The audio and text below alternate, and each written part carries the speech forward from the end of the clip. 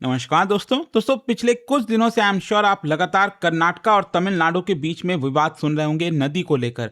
देखिए क्या है ना कि हर कुछ महीने बाद ये जो कावेरी नदी का डिस्प्यूट है वो वापस से आ जाता है। और देखिए ये 140 साल पुराना विवाद है जो अभी तक चलता आ रहा है। और अभी अगर आप देखोगे यहाँ पर जो खबर आई है, कर्नाटका को ऑर्डर दिया गया है कि आप तमिलनाडु को वाटर रिलीज करिए, तमिलनाडु को पानी की जरूरत है, हमने इतना आपको ऑर्डर दिया है, वो आपको करना पड़ेगा। अब इसकी वजह से कर्नाटका के अंदर बड़े स्तर पर प्रदर्शन हो रहा है, लोग सड़कों पर आ गए हैं, इनफैक्ट बंद का भी आह्वान किया गया है। ये सब कुछ मैं आपको डिटेल से बताऊंगा कि अभी एग्जैक्टली हुआ क्या और ये पूरा डिस्प्यूट है क्या, क्यों क्यों बार बार चीजें आती रहती हैं सामने।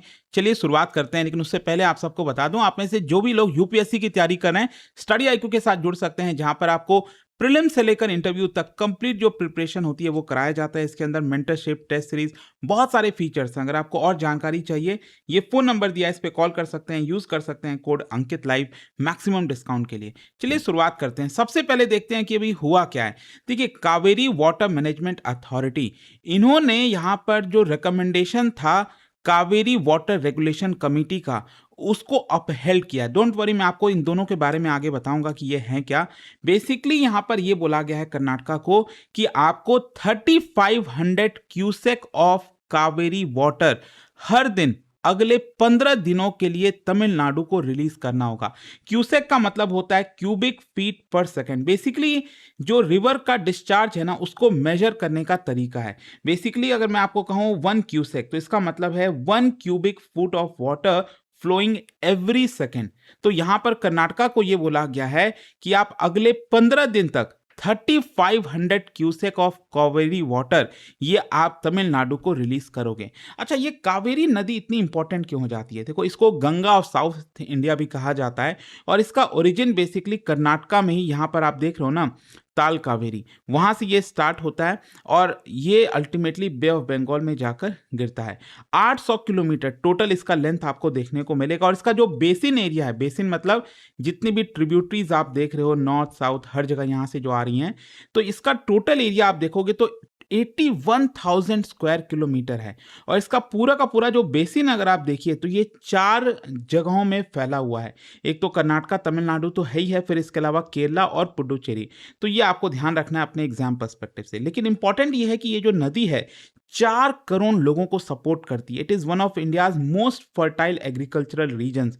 एंड यहाँ पर मेजर शहर भी आते हैं, चाहे वो बेंगलुरु है, मैसूरू है, और स्पेशली तमिलनाडु के अंदर जो राइस कल्टीवेशन है वो इसी नदी के ऊपर डिपेंडेंट है। शुगर केन कल्टीवेशन कर्नाटका के अंदर, वो भी इस नदी के ऊपर डिपेंडेंट है। अच्छा, ये जो डिस्प्यूट है वो एग्जिस्ट ही क्यों करता है? समझिए, क्या है ना कि जब भी दो नदी की बात होती है, और दुनिया में आप कहीं देख लीजिए, दो राज्यों की बात छोड़िए, आप कंट्रीज के बीच में देखो ना, आप भारत और पाकिस्तान का ले लो, यहां पर इंडस नदी को लेकर। तो ये जो डिस्प्यूट है, इट इज बिकॉज यहां पर आप समझो, कर्नाटका बेसिकली क्या है, ये अपस्ट्रीम स्टेट है। अपस्ट्रीम मतलब यहां से नदी स्टार्ट होती है और नीचे की तरफ बहती है। तो यहां पर कर्नाटका के पास वो पावर है कि उस नदी को वो कंट्रोल कर सकता है और वाटर ज्यादा सेव कर सकता है। वहीं दूसरी तरफ तमिलनाडु ये डाउनस्ट्रीम स्टेट है और यहां पर वो कर्नाटका के ऊपर डिपेंड करता है। अगर कर्नाटका ऊपर से पानी रिलीज करेगा तभी तमिलनाडु को मिल पाएगा, अगर वो नहीं रिलीज करेगा तो नहीं मिल पाएगा। तो इसी की वजह से ये नेचुरल कॉन्फ्लिक्ट का हिस्सा बन जाता है। अच्छा, 2026 डिफरेंट क्यों है समझिए। 2026 में एक तो क्या है ना कि ये जो अर्ली साउथ वेस्ट मानसून है वो थोड़ा सा कमजोर रहा। मतलब स्पेशली कर्नाटका का जो कोडागू रीजन हो गया, उसके आसपास के जो कैचमेंट एरिया हो गए, वहां पर बताया जा रहा है कि जितना एक्सपेक्टेशन था रेनफॉल का, उससे कम रेनफॉल हुआ है। इसकी वजह से यहाँ पर जो रिजर्वायर्स है, बांध वगैरह है, वहां पर पानी कम आया है, लोअर स्टोरेज हुआ है, वाटर स्केर्सिटी हो गया है। तो ये एक सबसे बड़ी प्रॉब्लम है इस बार 2026 में। फिर क्या है, इसकी वजह से जो रिजर्वायर का स्टोरेज है, जैसे कर्नाटका के अंदर ये जितने भी रिजर्वायर हैं, चाहे वो काबेनी, हरंगी, ये जितने भी हैं, वहां पर नॉर्मल जितना पानी स्टोर होता है उससे कम आपको देखने को मिलेगा।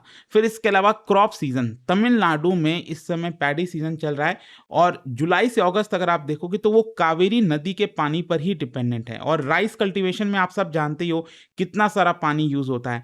अगर वो पानी नहीं मिला तमिलनाडु को तो क्रॉप फेलियर होगा, यील्ड कम होगा और फार्मर्स इससे काफी नुकसान में रहेंगे। और वहीं दूसरी तरफ कर्नाटका के अंदर स्पेशली जो बेंगलुरु वाला रीजन है, बेंगलुरु शहर आप सोचिए, इतने मतलब करोड़ों लोगों को सपोर्ट करता है, वो भी कावेरी नदी के ऊपर डिपेंडेंट है। अगर वहां पर पानी कम रहा तो बेंगलुरु में रह रहे लोगों को पानी कम मिलेगा। और मैं रहा हूँ बेंगलुरु में, मुझे याद है अक्सर कई बार इस तरह की दिक्कतें होती थी, पानी की दिक्कत हो जाती थी, प्रॉब्लम हो जाती थी। और ये बढ़ने ही वाला है वो, क्योंकि वहां पर अल्टीमेटली सरकार अभी तक कोई सोल्यूशन निकाल नहीं पाई है। करना क्या है, वो इसी नदी के ऊपर डिपेंडेंट है। और जब भी ये डिस्प्यूट आता है बेंगलुरु काफी हद तक सफर करता है। तो यहाँ पर इसी की वजह से क्या है कि ड्रिंकिंग वाटर, अब कर्नाटका का ये कहना है कि हमें ड्रिंकिंग वाटर को फर्स्ट प्रायोरिटी देनी चाहिए, बाकी की चीजें होती रहेंगी, लेकिन अगर लोगों को पीने का पानी नहीं मिलेगा तो ये बहुत बड़ी दिक्कत होती सकती है। खैर, यहां पर अब क्वेश्चन ये है कि हुआ क्या। ये जो मैंने आपको बताया ना, CWRC, Kaveri water regulation commission, उन्होंने यहाँ पर जो रेनफॉल था, रिजर्वायर का लेवल था, इनफ्लो था पानी का, इरिगेशन डिमांड था, इन सबको रिव्यू किया और उसके हिसाब से रिकमेंड किया कि 3500 क्यूसेक जो पानी है अगले 15 दिन तक वो रिलीज होना चाहिए। लेकिन इसको कर्नाटका ने ऑब्जेक्ट कर दिया। कर्नाटका का आर्गुमेंट यह था कि देखिए इस बार रेनफॉल कम हुआ है, स्टोरेज कम हुआ है, ड्रिंकिंग वाटर की क्राइसिस हो सकती है, तो हम इतना पानी रिलीज नहीं कर सकते। अल्टीमेटली मामला CWMA के पास गया, that is Kaveri water management authority, जिसका फाइनल से होता है। तो यहां पर उसने बोला है, उसने एक प्रकार से कर्नाटका का जो रिक्वेस्ट था कि हम पानी नहीं रिलीज करेंगे उसको रिजेक्ट कर दिया और कहा कि जो CWRC ने फैसला लिया था 3500 क्यूसेक पानी रिलीज करने का, वो आपको मानना पड़ेगा। तो आप ये समझिए कि अगले 15 दिन तक टोटल जो पानी रिलीज होगा ना कर्नाटका से तमिलनाडु में, वो होगा 4000 million cubic feet, that is 4 TMC। ये टोटल पानी रिलीज होने वाला है। अच्छा, इसमें एक और इंटरेस्टिंग चीज ये है कि जो पानी रिलीज होता है वो कैसे मेजर किया जाता है। तो यहां पर आप देखोगे तमिलनाडु और कर्नाटका के बॉर्डर पर एग्जैक्टली यहाँ पर बिलीगुंडलू है। बिलीगुंडलू इसी पर्टिकुलर बॉर्डर पर है और ये ऑफिशियल मेजरिंग स्टेशन है। मतलब जो भी पानी रिलीज होता है वो यहाँ पर मेजर किया जाता है कि क्या एक्चुअल में जो बोला गया था वो उसकी पालना हुई है कि नहीं। अब देखो तमिलनाडु का आर्गुमेंट क्या है। तमिलनाडु का ये कहना है कि देखिए कर्नाटका अपने मन मर्जी से चीजें नहीं कर सकता, ये पॉलिटिकल डिसीजन नहीं हो सकता। एक बार ट्रिब्यूनल ने, जो अथॉरिटी ने बोल दिया है उसको मानना पड़ेगा। साथ ही साथ स्टैंडिंग क्रॉप है, मतलब अगर हमें पानी नहीं मिला तो जो पैडी कल्टीवेशन है उसको बहुत ज़्यादा नुकसान हो सकता है। और कर्नाटका के पास एनफ पानी है ऐसा तमिलनाडु का कहना है। तमिलनाडु का आर्गुमेंट यही है कि उनके रिजर्वायर के पास अभी सफिशिएंट पानी है, वो बाद में देखा जाएगा कितना रेनफॉल होता है नहीं होता है वो एक अलग चीज़ है, लेकिन अभी तो उनके पास सफिशिएंट पानी है तो उनको ये पानी रिलीज करना चाहिए। अब देखो इसके पीछे का बैकग्राउंड क्या है। ये एक्चुअली अगर आप देखो ना तो 140 ईयर्स पुराना मुद्दा है। सोचिए इतना ज़्यादा। एक्चुअली 1892 में एग्रीमेंट हुआ था, उस समय ब्रिटिश गवर्नमेंट थी। तो यहाँ पर जो मद्रास प्रेसिडेंसी और जो प्रिंसली स्टेट ऑफ मैसूर है जो आज के डेट का कर्नाटका है, इन दोनों के बीच में ये पूरा एग्रीमेंट हुआ। और इसमें मद्रास चाहता था कि अगर प्रिंसली स्टेट ऑफ मैसूर कोई भी प्रोजेक्ट बना रहा है कावेरी नदी पर तो पहले उसको हमसे परमिशन लेनी चाहिए थी। अल्टीमेटली 1924 में एक एग्रीमेंट होता है और ये सबसे मेजर एग्रीमेंट है आज तक का, जिसकी वैलिडिटी सिर्फ 50 साल तक की ही थी एक्चुअली, और 1974 तक। इसमें यह कहा गया था कि यहाँ पर जो कर्नाटका है वो केआरएस डैम और मेट्टूर डैम बना सकता है। और एक्चुअली हुआ क्या कि इस एग्रीमेंट के बाद 1974 के बाद ये डिस्प्यूट और ज़्यादा बढ़ गया। अब देखिए इंडिपेंडेंस के बाद आप देखोगे तो बेसिकली 4 स्टेक होल्डर्स थे, कर्नाटका, तमिलनाडु, केरला, पुडुचेरी, और सभी को ज़्यादा पानी चाहिए था। इसी को देखते हुए गवर्नमेंट ने कावेरी वाटर डिस्प्यूट ट्रिब्यूनल बनाया। क्यों? क्योंकि आपको मैंने बताया था ना 1924 में ये जो एग्रीमेंट हुआ था वो 50 साल तक लागू था। 1974 यहां तक चीजें वैलिड थी और इसी के बाद जो है फाइनली 1990 में कावेरी वाटर डिस्प्यूट ट्रिब्यूनल बनाया गया as per the act of 1956। 1956 में कानून बना था जो राज्यों के बीच में रिवर्स को लेकर डिस्प्यूट होता है, उसी की वजह से inter state river water dispute act, और इसमें ट्रिब्यूनल का यहाँ पर प्रोविजन था। तो एक प्रकार से ट्रिब्यूनल बना दिया गया। अब देखिए क्या होता है, 2007 में ये ट्रिब्यूनल का एक बड़ा फैसला आता है। इसमें यह कहा गया कि जो टोटल पानी है नदी में वो है 740,000 मिलियन क्यूबिक फीट, और यहां पर इसमें तमिलनाडु को सबसे ज्यादा शेयर दिया गया 419,000 मिलियन क्यूबिक फीट, कर्नाटका को मिला 270, केरला को 30, पुडुचेरी को 7, एनवायरमेंट के संरक्षण के लिए 10 और बाकी 4। तो इस तरह से ये पूरा अवार्ड दिया गया। लेकिन फिर मामला सुप्रीम कोर्ट गया और फाइनली 10-11 साल के बाद 2018 में यहाँ पर सुप्रीम कोर्ट ने ये जो ट्रिब्यूनल का अवार्ड था उसमें थोड़ा सा चेंज कर दिया। चेंज बेसिकली ये किया कि कर्नाटका का जो पानी का हिस्सा है इसको थोड़ा सा बढ़ा दिया और तमिलनाडु का पानी का हिस्सा कम कर दिया थोड़ा। मैं आपको दिखाता हूँ। कर्नाटका को बोला कि आपको मिलेगा 284,000 मिलियन क्यूबिक फीट, और पहले कितना था 270, और पहले तमिलनाडु को मिला था 419, ये घटाकर कर दिया गया 404। बेसिकली कोर्ट का ये कहना था कि कर्नाटका को हम थोड़ा ज़्यादा पानी और इसलिए दे रहे हैं क्योंकि बेंगलुरु जो एक बहुत ही इंपॉर्टेंट शहर है आज के डेट में, उसको पानी की बहुत ज़्यादा आवश्यकता है और इसीलिए हमें ज़रूरत है कि कर्नाटका को ज़्यादा पानी एलोकेट किया जाए। खैर, ये मैंने आपको बताया ना, ये जो CWMA है, CWRC, ये क्या है? Basically Kaveri water management authority, ये 2018 में बनाया गया था। सुप्रीम कोर्ट का जो फैसला आया था ना उसके बाद, क्योंकि सुप्रीम कोर्ट ने ये कहा था कि इसके इम्प्लीमेंटेशन के लिए जो 2018 में फैसला है कि ये पानी तमिलनाडु को मिलना चाहिए, ये इतना कर्नाटका को, इतना केरला को, तो उसको प्रॉपर देखने के लिए यहाँ पर यूनियन गवर्नमेंट की जिम्मेदारी होगी और इसीलिए यूनियन गवर्नमेंट ने ये कावेरी वाटर मैनेजमेंट अथॉरिटी बना दिया।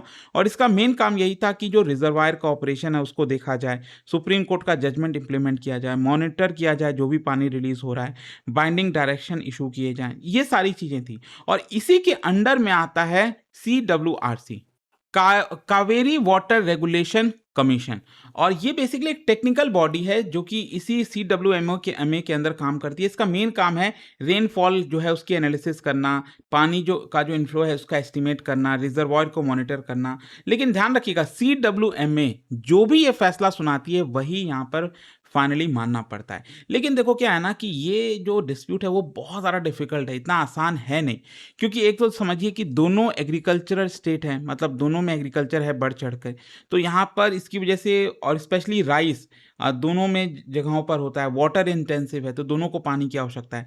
फिर आज के डेट में क्लाइमेट चेंज काफ़ी हो रहा है, रेनफॉल कम होता है तो मामला बिगड़ जाता है। अगर मान लो रेनफॉल अच्छा हुआ तब तो किसी को कोई दिक्कत नहीं है, तब तो कर्नाटका कहेगा कि भाई और पानी ले लो। लेकिन प्रॉब्लम ही तब होती है जब रेनफॉल कम होता है, और इस साल यही हुआ है। फिर पॉलिटिक्स भी है, हर इलेक्शन में वाटर एक इमोशनल इशू बन जाता है।